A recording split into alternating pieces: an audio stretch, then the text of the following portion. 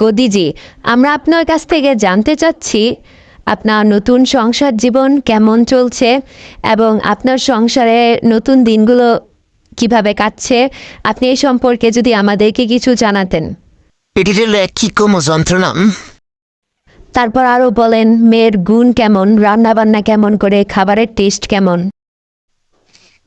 আচ্ছা, মেয়ে তো খুব সাংসারিক, শুধু তো একটু ঝামেলা হয় শুধু।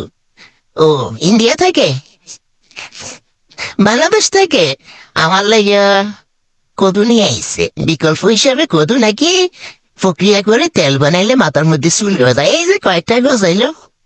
ও আজকে দেখলাম ইলিশের বিকল্প হিসাবে সে কি জানি রান্না করবে, আমার নাকি ইলিশের ফ্লেভার দিব।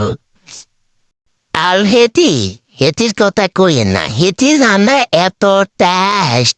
হেতি একটা রান্না হিগে বারবেতন হিগ গাইছে মিষ্টি কুমড়ার বেগুনি। এটা যখন হুনি রানতে আছে আমার জিবা দিয়ে লুল হতে থায়। আর একটা শালি আছে না, ওর কথায় কয়েন না, তো দুষ্টু খুব। আচ্ছা, শুনে খুশি হলাম। তো হাসি ব্যাপারে এত তড়িগড়ি করে কেন নিয়ে আসলেন হঠাৎ? আর আপনাদের পরবর্তীতে সন্তান নেওয়ার কোনো পরিকল্পনা আছে কি না যদি একটু বলেন।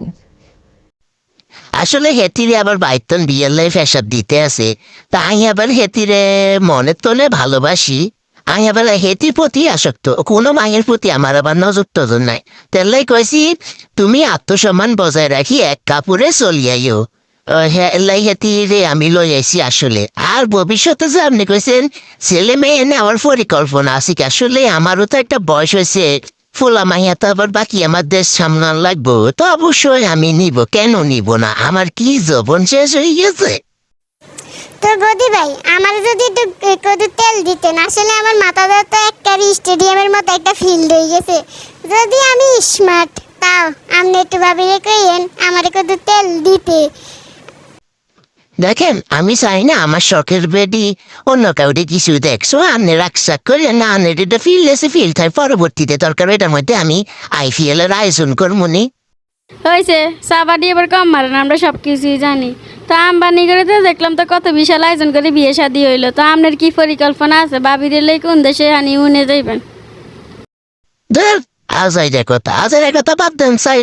আই ঘরে যাইবো, বাদ বাড়ি বই রয়েছে, গরম গেছে নতুন নতুন বাবার একটু দেরি করে গেলে পরে বুঝলাম তো কি হইব। কপালে শুনি আছে, গেলাম।